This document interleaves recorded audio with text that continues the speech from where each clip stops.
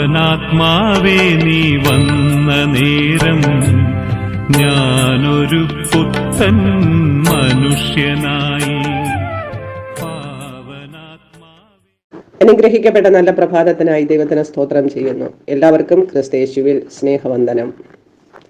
പ്രിയ സഹോദരങ്ങളെ, ഇന്ന് നമ്മൾ തലമുറകൾക്ക് വേണ്ടി ഉപവസിച്ച് പ്രാർത്ഥിക്കുന്ന ദിവസമാണല്ലോ. ഈ ആലോചന ഷൈന സിസ്റ്ററോടെയാണ് പരിശുദ്ധാത്മാവ് വെളിപ്പെടുത്തിയത്. സിസ്റ്ററിനെ ദൈവം ധാരാളമായി അനുഗ്രഹിക്കട്ടെ എന്ന് തരുണത്തിൽ പ്രാർത്ഥിക്കുന്നു. ഈ ദിവസം തലമുറകളുള്ള എല്ലാ മാതാപിതാക്കന്മാരും തങ്ങളുടെ തലമുറകൾക്ക് വേണ്ടി നിങ്ങളുടെ വിലയേറിയ സമയത്തിന്റെ 1-2 മണിക്കൂർ മാറ്റിവെച്ച് ആയിരിക്കുന്ന ഇടത്ത് തലമുറകളുടെ രക്ഷയ്ക്കായി പ്രാർത്ഥിക്കണമേ എന്ന് അപേക്ഷിക്കുക.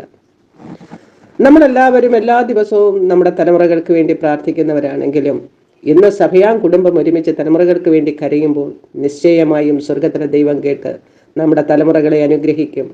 സ്തോത്രം. ആമേൻ. ഹല്ലേലൂയ. അതിനാധാരമായി ഒരു വചനം കൂടി ചിന്തിക്കാം. ലൂക്കാസ് സുവിശേഷം 23-27-28 വചനങ്ങൾ ഒന്ന് വായിക്കാം. ഒരു വലിയ ജനസമൂഹവും അവനെ ചൊല്ലി വിലപിച്ച് മുറയിടുന്ന അനേക സ്ത്രീകളും അവന്റെ പിന്നാലെ ചെന്നു.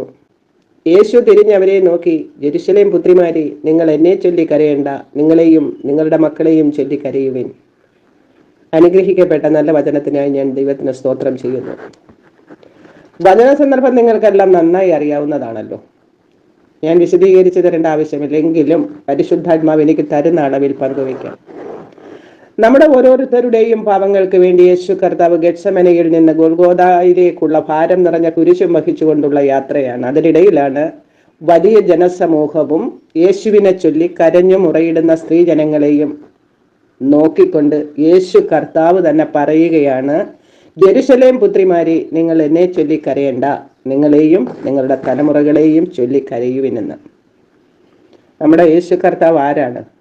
അവൻ ആദ്യനും അന്ത്യനും ആൽഫായും ഒമേഗായുമായ ദൈവമാണ്. അതുകൊണ്ടാണ് വരാനിരുന്ന ഈ കാലഘട്ടത്തെ മുന്നിൽ കണ്ടുകൊണ്ടാണ് പറയുന്നത്, നിങ്ങളുടെ തലമുറകളെ ഓർത്ത് കരയുവിനെന്ന്. നമുക്ക് ഇന്നത്തെ ഈ കാലഘട്ടത്തിൽ വളരെ ചിന്തിക്കേണ്ട ഒരു വചനമാണ് ഈ വചന സന്ദർഭം. തലമുറകൾ മുഖാന്തരം ഭാരപ്പെടുന്ന അനേക മാതാപിതാക്കളെ നമുക്ക് ചുറ്റും കാണാം.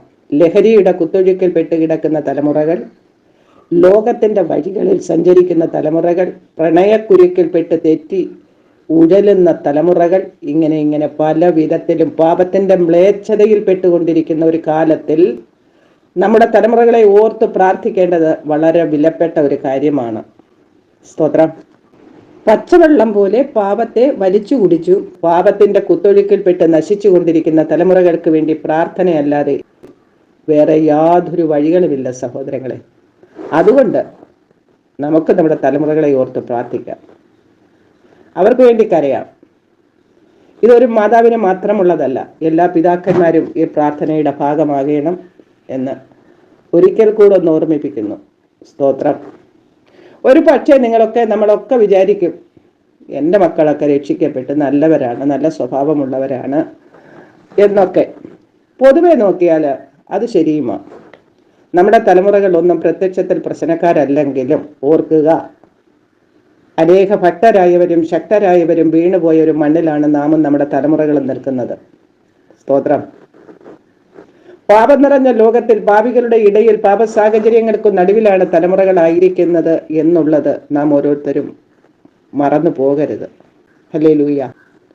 വിലാപങ്ങളുടെ പുസ്തകം 2:19 ഇപ്രകാരം പറയുന്നു, രാത്രിയിൽ യാമാരംഭത്തിൻപൾ എഴുന്നേറ്റ് നിലവിളിക്കുക, നിന്റെ ഹൃദയം വെള്ളം പോലെ കർത്തൃസന്നിധിയിൽ പകരുക, തെരുവീതികളുടെ തലയ്ക്കൽ വിശപ്പ് കൊണ്ട് തളർന്നു വീഴുന്ന നിന്റെ കുഞ്ഞുങ്ങളുടെ ജീവരക്ഷയ്ക്കായി അവങ്കലേക്ക് കൈ ഉയർത്തുക.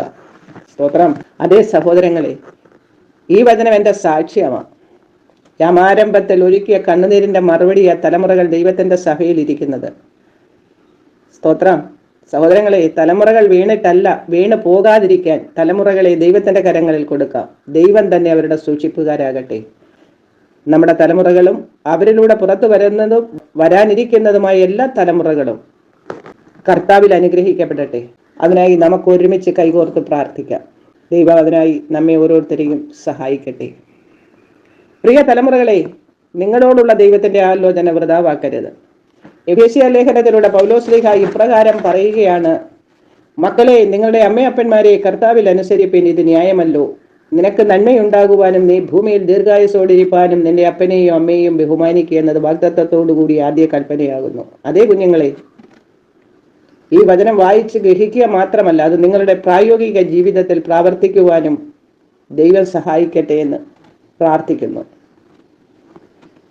സ്തോത്രം. 4-ാം വാക്യം പിതാക്കന്മാരോടും മാതാക്കളോടുമാണ് പറയുന്നത്. നിങ്ങളുടെ മക്കളെ കോപിപ്പിക്കാതെ കർത്താവിന്റെ ബാലശിക്ഷയിലും പത്യോപദേശത്തിലും പോറ്റി വളർത്താൻ. ഈ വചനത്തിൽ നിന്ന് നിങ്ങൾക്ക് വായിച്ച് കേൾപ്പിച്ചാൽ തന്നെ നിങ്ങൾക്ക് മനസ്സിലാകാവുന്നതേ ഉള്ളൂ ഇതിന്റെ പൊരുളുകൾ.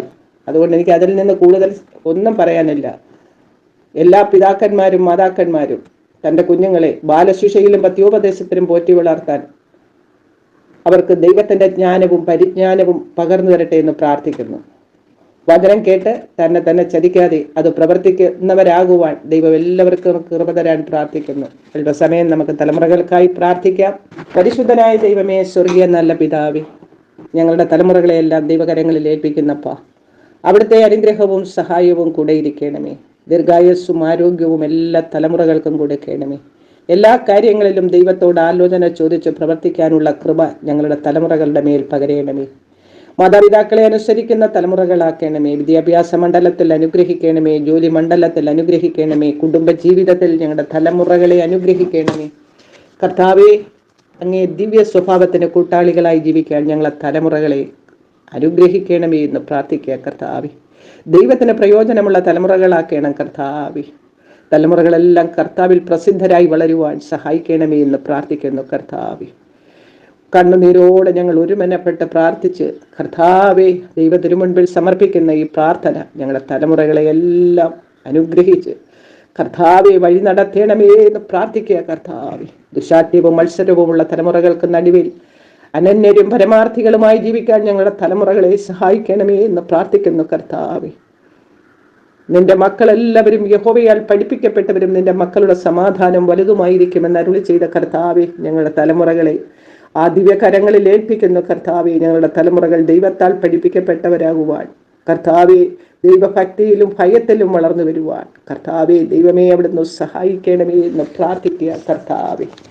ഹല്ലേലൂയ, സ്തോത്രം കർത്താവേ, സ്തോത്രം കർത്താവേ, ഹല്ലേലൂയ. ഞങ്ങളുടെ കുഞ്ഞുങ്ങൾ കർത്താവെ ദൈവഭക്തിയിൽ നിലനിൽക്കുവാൻ സോഷ്യൽ മീഡിയയുടെ ദുരുപയോഗത്തിൽ നിന്ന് ഞങ്ങളുടെ കുഞ്ഞുങ്ങളെ സൂക്ഷിക്കണമേ എന്ന് പ്രാർത്ഥിക്കുന്നു. കർത്താവെ, ഞങ്ങളുടെ യുവജനങ്ങൾ അഭിഷേകം പ്രാപിച്ച് സുവിശേഷ ദർശനമുള്ളവരാകണമേ എന്ന് പ്രാർത്ഥിക്കുന്നു. കർത്താവെ, ദൈവവചനം പഠിക്കുന്നവരായി, വ്യക്തിപരമായി പ്രാർത്ഥനയുള്ളവരായി, വിശുദ്ധിയോടും വേർപാടിലും നിൽക്കുന്നൊരു തലമുറകൾ ഞങ്ങളുടെ ഇടയിൽ വളർന്നു വരുവാൻ കർത്താവ് സഹായിക്കണമേ എന്ന് പ്രാർത്ഥിക്കുന്നു. കർത്താവെ, ഈ പ്രഭാതത്തിൽ ഞങ്ങളുടെ തലമുറകളെല്ലാം ദൈവകരങ്ങളിൽ ഒരിക്കൽ കൂടെ ഏൽപ്പിച്ചു തരുന്നു. കർത്താവെ, എവിടെയൊക്കെ ഞങ്ങളുടെ തലമുറകളായിരിക്കുന്നുവോ അവിടെയെല്ലാം അവരുടെ പോക്കിൽ, വരവിൽ, യാത്രകളിൽ, വാഹനങ്ങളിൽ, ജോലി സ്ഥലങ്ങളിൽ, ഭവനങ്ങളിൽ കർത്താവെ ഊരിപ്പിടിച്ച വാളുമായി ദൈവദൂതന്മാരുടെ കാവളവർക്ക് കൊടുക്കണം. കർത്താവെ, അവർ സഞ്ചരിക്കുന്ന വാഹനങ്ങളിൽ, കർത്താവെ അവർ ജോലി ചെയ്യുന്ന സ്ഥാപനങ്ങളിലെല്ലാം കർത്താവെ ഹല്ലേലൂയ ദൈവനാമത്തെ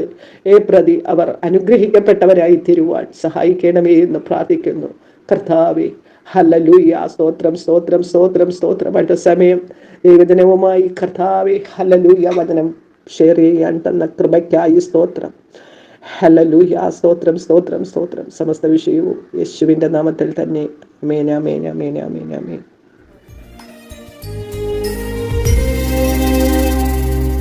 മനുഷ്യ, നീ ദൈവത്തിന്റെ വാക്കു പ്രമാണിക്കൂ,